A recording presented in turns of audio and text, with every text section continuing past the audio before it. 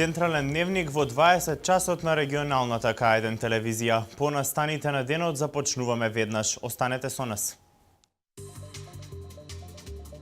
Груевски реизбран за председател на ВМРО ДПМНЕ.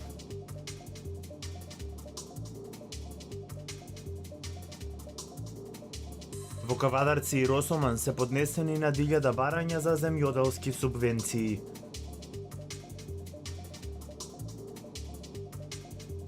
Од утре нова програмска шема на регионалната К1.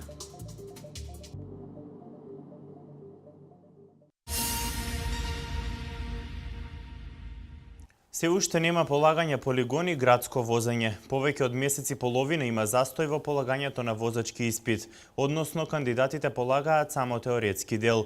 Не се знае дали и кога ќе биде пуштен во употреба полигонот. За сега е неизвестно и дали Вардарскиот регион ќе остане со еден или пак ќе се гради втор полигон во дворот позади Средното стручно училиште Коле Неделковски во Велес. Велешкиот полигон, каде кандидатите дел од својата обука треба да ја поминат, не функционира. Оние кои го положиле теоретскиот дел веќе 2 месеци чекаат истиот да биде пуштен во употреба. К1 дознава дека сопственикот Сдруженијето на возачи не е заинтересиран истиот да го обнови согласно правилникот за полагање возачки испит. Поради ова, испитниот центар со сопствени средства ги обнови недостатоците поради кои Министерството за внатрешни работи привремено го затвори полигонот. Дојде повторно комисијата од Скопје, констатираше дека се исправени сите недоследности и очекуваме секој ден да пристигне решение до сопственикот на полигонот, до Сдружение на возачи Велес, кој што има обврска да не извести нас дека забраната за користење за обука и за полагање е прекината. Во моментов од испитниот центар Велес велат дека нема застој во работата. Кандидатите го полагаат теоретскиот дел, но почнува да се појавува револт кај нив поради неможноста да полагаат, вели Димче Петров од испитниот центар. Според него, автошколите се тие кои можеби почувствувале намалување на работата. Во моментов немаме застој и немаме намален обем на работата, меѓутоа кај автошколите веќе се чувствува, бидејќи автошколите имаат обврска првите 6 часа да ги спроведат на полигон, се нарекува првично оспособување на кандидатот, кој што во моментот не може да го направат заради забраната. Така да немаме застој. Не се знае дали и кога ќе биде пуштен во употреба полигонот. За сега неизвестно е дали Вардарскиот регион ќе остане со еден или пак во дворот позади Средното стручно училиште Коле Неделковски ќе се гради втор полигон. Според неофицијалните информации кои што ги има К1 телевизија, новој простор или ќе се изгради спортска сала или полигон.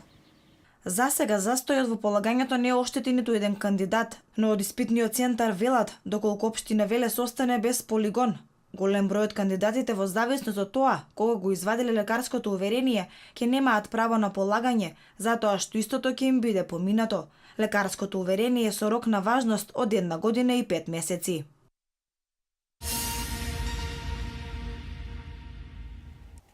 На 1000 земјоделци од Кавадарци и Росоман поднеле барања за земјоделски субвенции. Во подрачната единица на Министерството за земјоделство, шумарство и водостопанство, редиците и чекањето од ден на ден се повеќе се зголемуваат. Дневно се поднесуваат повеќе од 100 барања. Рокот за поднесување барања за субвенции во земјоделството истекува на 31 мај годинава. Во подрачната единица на Министерството за земјоделие во Кавадарци започна годинешно во аплицирање за земјоделски субвенции. Редиците и чекањето пред вратите на подрачната единица на Министерството за земјоделство, шумарство и водостопанство полека започнаа да го зголемуваат својот интензитет. Дневно се поднесуваат повеќе од 100 барања, а над 1000 земјоделци од Кавадарци и Росоман си ја исполниле оваа своја обврска со цел да обезбедат развој и поттикнување на своето производство. До овој момент сме завршиле над 1000 апликации, се оди по редовна динамика, отприлика дневно се минат околу 100 апликанти. Аплицирањето ќе трае до крајот на месец мај. До тој период, сите кои се регистрирани како корисници на субвенции по разни основи можат да ги поднесуваат своите апликации. Раководителот на подрачната единица ги повикува земјоделците да не чекаат до последниот ден, туку навремено да ги поднесат барањата. Сите граѓани на град Кавадарци и општина Росуман потребно да дојдат во просториите на Министерството за земјоделство, шумарство и водостопанство, подрачна единица Кавадарци, да се понесат со себе лична карта и на тој начин да се го остварат правото за субвенционирање. Аплицирањето трае до 31 мај, ги замолуваме сите земјоделци да го спазат рокот, за да може навремено да се извршат сите оперативни работи.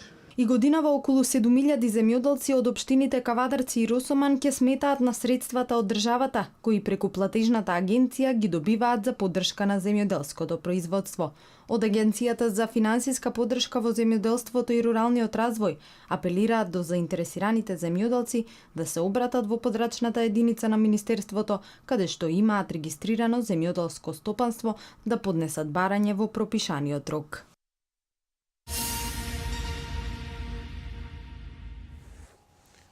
Проект за изградба на нов станбено-деловен простор во општина Неготино е планиран да започне во текот на годината.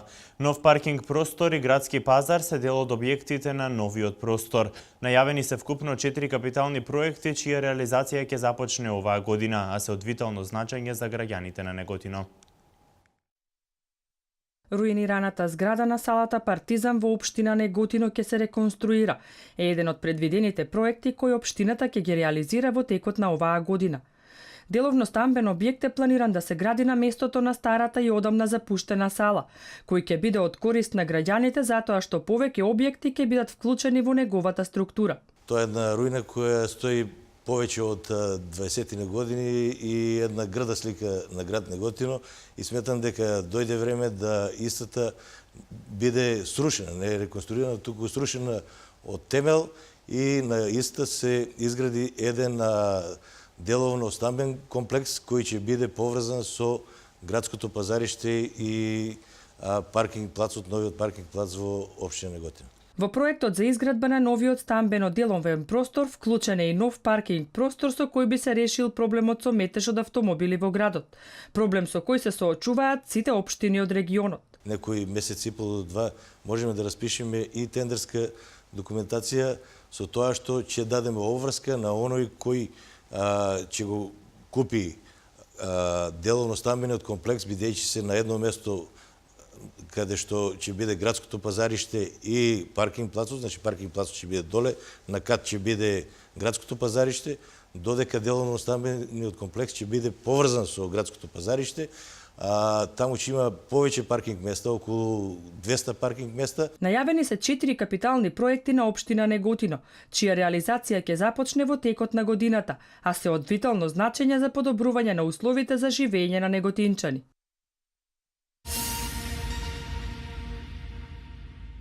Вардарската регата Гемиџи годинава ќе се одржи по 17-ти пат. За прв пат таа ќе има и меѓународен карактер. Годинава регатата е дел од програмата Велес град на културата за 2015-та. Идниот месец, по 17-ти пат ќе запловат учесниците од Вардарската регата Гемиџи.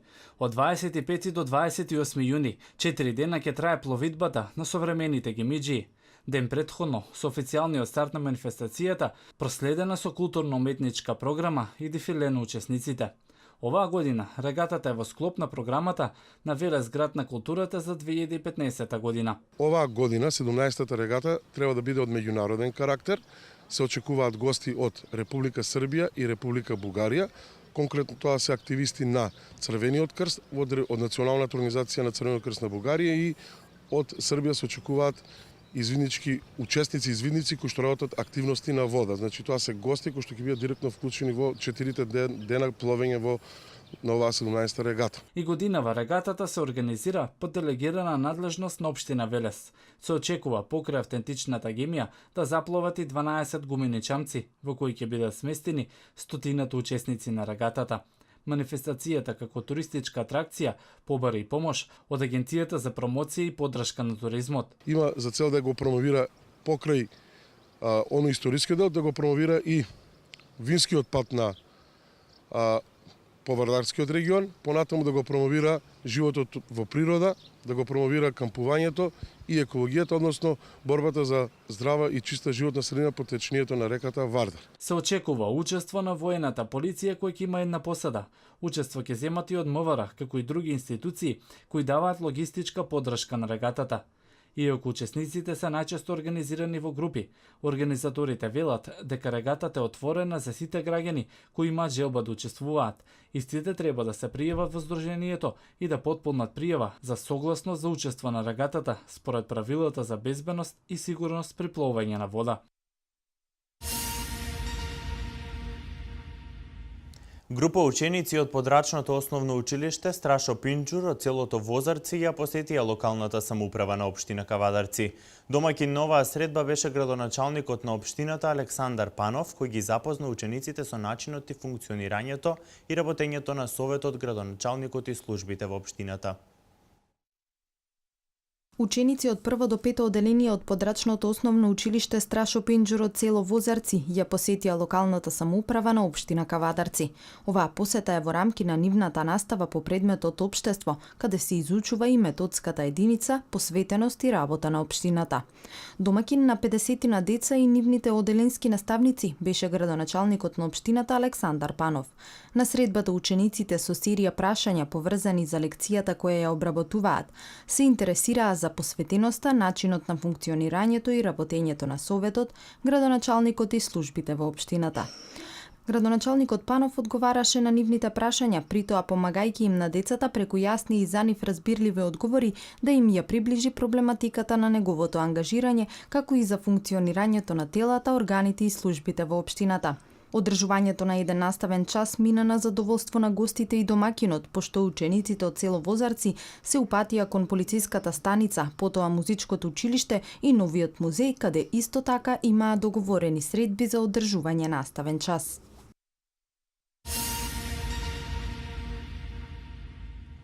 Првата група на туристи од земјите на Бенелукс, кои годинава ќе одмараат на Охридската ривиера, ќе пристигне во вторник на 5 мај годинава.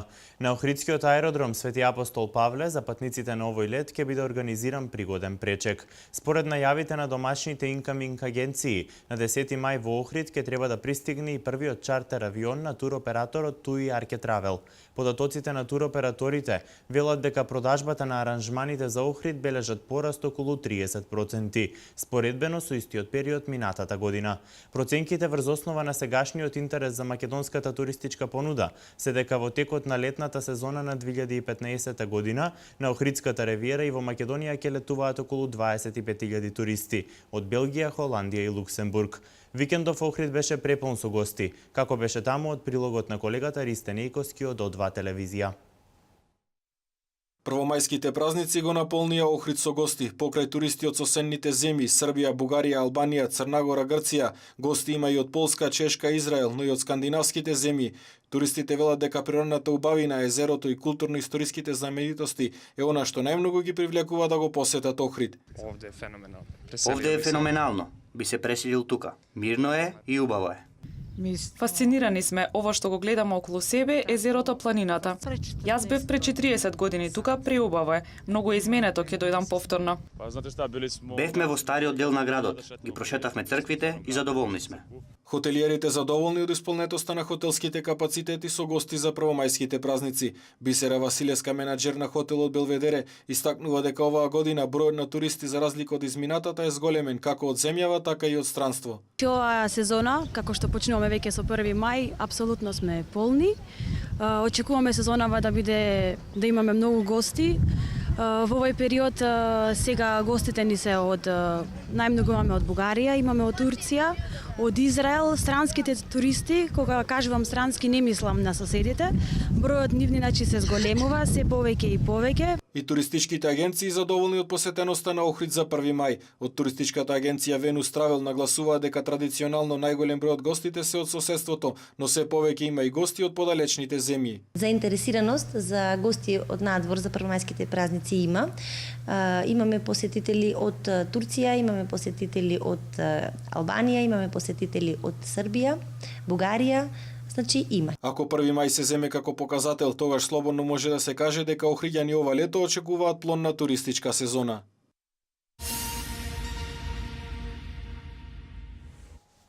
Регионалната К1 телевизија од утре започнува со нова програмска шема. Трите изданија на Дневник остануваат и понатаму во 12:30, 16:30 и 20 часот. Пчеличката Маја го започнува денот. К1 телевизија ја збогатува програмската шема.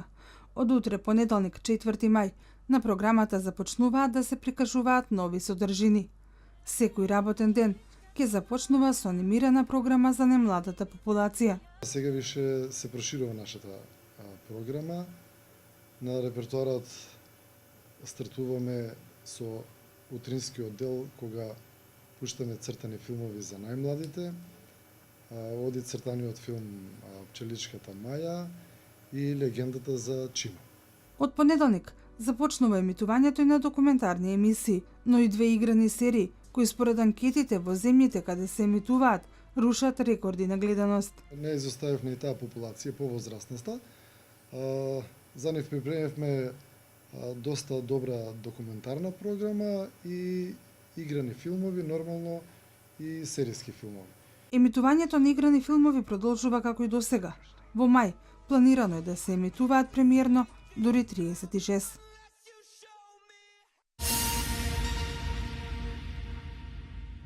Начело на ВМРО ДПМН останува Груевски. Тој вели Европската Унија и НАТО се наша стратешка определба. Министерството за финансии и автомобилите ги замени со велосипеди. Ова е начин за подигнување на еколошката свест, а примерот е земен од компанијата Google. Вестите од Македонија во продолжение. Премиерот Никола Груевски на 15-тиот конгрес на ВМРО ДПМН во Куманово го најави следниот предизвик на владата. Со ангажман на искусен консултант да се создадат услови за зголемување на бројот на македонски компании кои ќе бидат добавувачи и партнери на странските фирми во Македонија. Според премиерот, пример за тоа е компанијата Актива од Штип, која од пред неколку недели изгради и отвори нова фабрика која ќе вработи 300 работници и ќе произведува исклучиво за инвеститорот од Белгија Ван Хол. Груевски посочи дека мора да им помогнат на домашните компании да се поврзат со мултинационалните кои веќе работат во земјава и да смислат начин да произведуваат делови потребни за фабрики со пониска цена, но со висок квалитет и на тој начин домашните фирми добавувачи да придонесат за намалување на невработеноста. Тој вети дека на почетокот на овој нов мандат, како председател на ВМРО ДПМН, ќе продолжи да вложува максимални напори во правец на отворање што повеќе работни места и да го исполни ветувањето дадено на последните избори за 64.000 нови вработувања.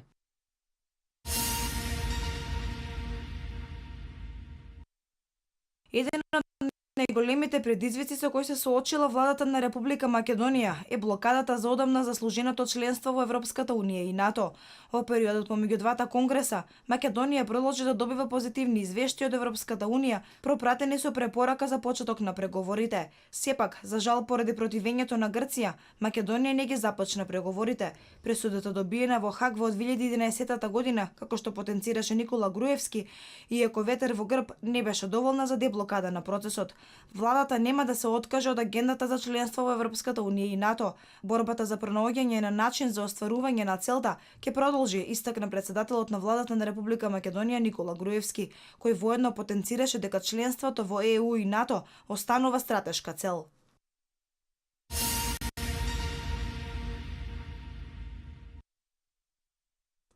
Министерството за образование и наука информира дека полагањето на државната матура ќе продолжи да се имплементира и во оваа учебна година, при што ќе ја опфати 8-та генерација матуранти.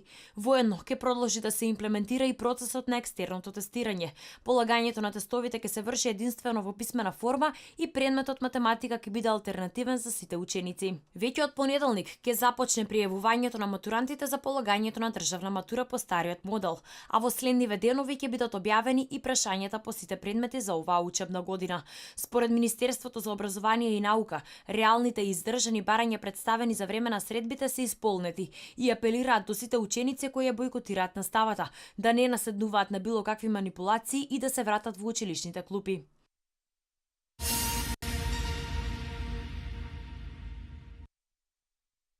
Грижејќи се за поздрава животна средина, но и за здравието на своите вработени, Министерството за финансии и за службени потреби почна да користи велосипеди. По примерот на Google, вработените од Министерството своите работни задачи низ градот од сега натаму ќе ги извршуваат на велосипед. Вработените со голем ентузијазам ја прифатиле идејата, па наскоро низ скопските улици ќе може да се видат велосипедите со таблички на Министерство за финансии.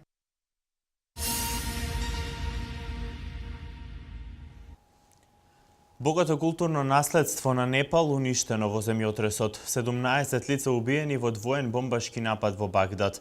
Во Средоземното море спасени 1200 мигранти. Вестите од светот, избор на колешката Валентина Михајловска. Во земјотресот со магнитуда од 7,9 степени по Рихтер, кој го погоди Непал на 25 април, досега загинаа околу 7000 лица и речиси е уништено богатото културно наследство на оваа хималајска нација и ги остави во урнатини трите древни кралски плоштади во Патана, Катманду и Бактапура во долината на Катманду, објавуваат експертите. На плоштадот Дурбар во Патана, впишан во светското културно наследство на УНЕСКО во долината на Катманду, богата со хиндуистички храмови, скулптури и кралска палата, на местата од храмовите останале купишта камења. Земјотресот погоди 90% од знаменитостите. Тешко е да се проценат штетите и загубите, изјавил Беш Нарајан Дахал, главен директор за археологија. Агенцијата на Обединетите нации за образование, заштита и култура УНЕСКО проценуваат дека штетата нанесена на трите главни знаменитости во долината вброени во светска оставина е апсолутно драматична. На плоштадот Дурбар во Патана ангажирани се 500 непалски полицајци и војници кои ги пребаруваат урнатините во обидот за спасување, а поради повторно градење.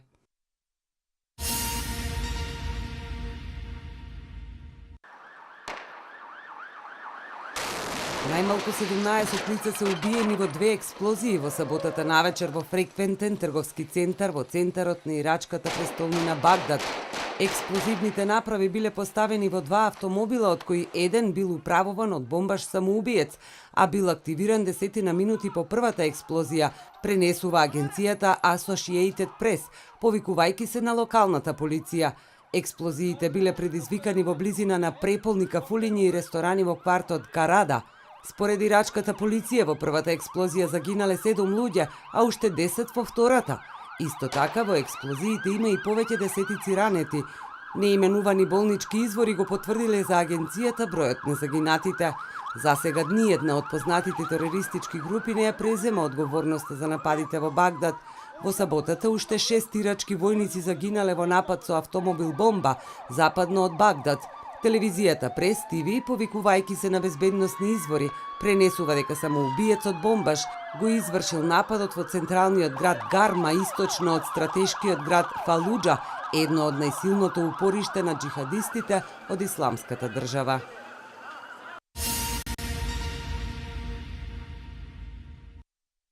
Повеќе од 1200 мигранти се спасени од страна на бродови од италијанската крајбрежна стража и морнарица во Средоземното море.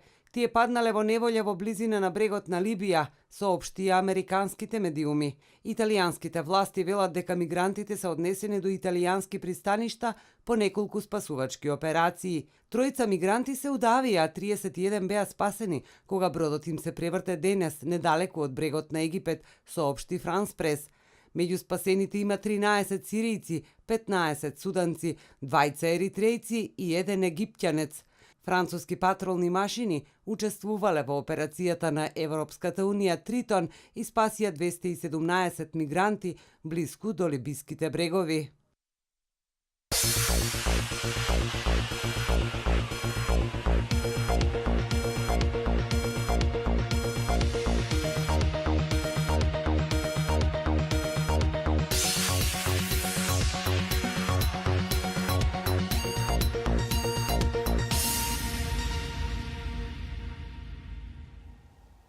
Деветнаесет наспрема 22 е конечниот резултат од надпреварот на борец и Вардар Јуниор, кој предмалку заврши во спортската сала Гемиџи во Велес. Македонските ракометари изгубија на гости во Франција со 35 наспрема 24. Битолски Пелистер го совлада Хоризонт Турново. Брегалница го победи Тетекс, а Ренова го загуби мечот против Шкендија. Следуваат вестите од домашниот спорт. Битолски Пелистер забележа голема победа со 1:0 на гостувањето кај Хоризонт Турново, со што ја намали негативата на 4 бода во однос на ривалот и се врати во битката за опстанок во првата македонска фудбалска лига.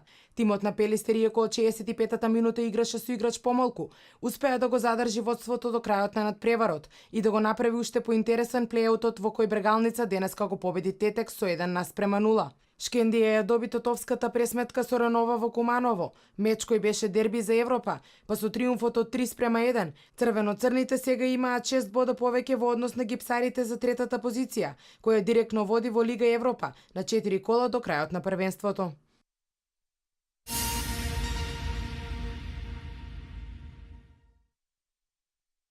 Љупчо Димитковски повеќе не е дел од тимот на Хоризонт Турново.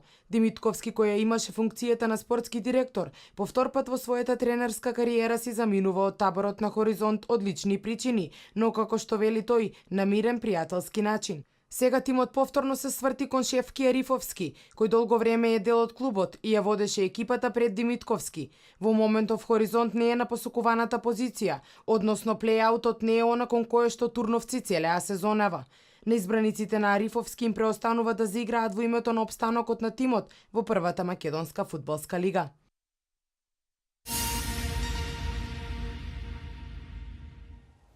Кошаркарите на Лос Анџелес Клиперс се пласираа во полуфиналето на плејофот во западната конференција, откако во мајсторката славеа над Сан Антонио. Јувентус ја освои 31-та шампионска титула во Италија. Вестите од меѓународниот спорт во продолжение.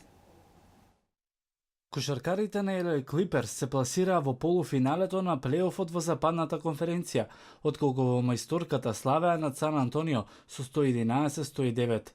LA Clippers во полуфиналето ќе играат против екипата на Хјустон, додека Сан Антонио се прости од шампионската титула. Херојот на Клиперс е плеймейкерот Крис Пол, кој во последната секунда од мечот погоди тежок шут преку Тим Данкан. Претходно Данкан на 8,8 секунди до крајот погоди 2 слободни фрлања за израмнување на резултатот. Мечот во Лос Анџелес беше израмен од почетокот до крајот, а Пол го заврши со 27 поени и 6 асистенции. Блейк Грифин оствари трипл-дабл од 24 поени, 13 скокови и 10 асистенции. На спротивната страна, Данкан имаше 27 поени и 11 скокови, а Тони Паркер постигна 20 поени.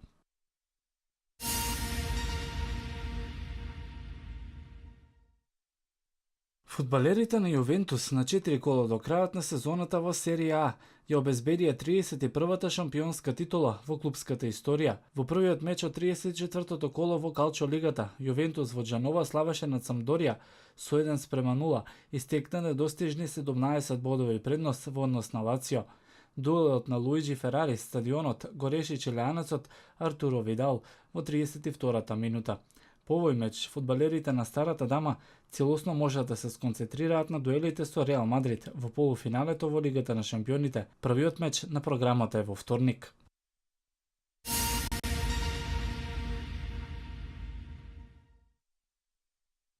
Хорхе Лоренцо победи на MotoGP трката во Херес. Лоренцо заврши пред светскиот шампион Маркес, кој беше втор, и Роси, кој беше трет. Ова беше 55-та победа во кариерата на Лоренцо, кој доминираше во текот на целиот викенд. Маркес си покри скршениот Малпрест успеа да заврши пред Роси, кој имаше предност на 10 круга пред крајот. Во MotoGP шампионатот Роси има предност од 15 поени пред Довициозо, додека Лоренцо е трет пред Маркес кој е четврти.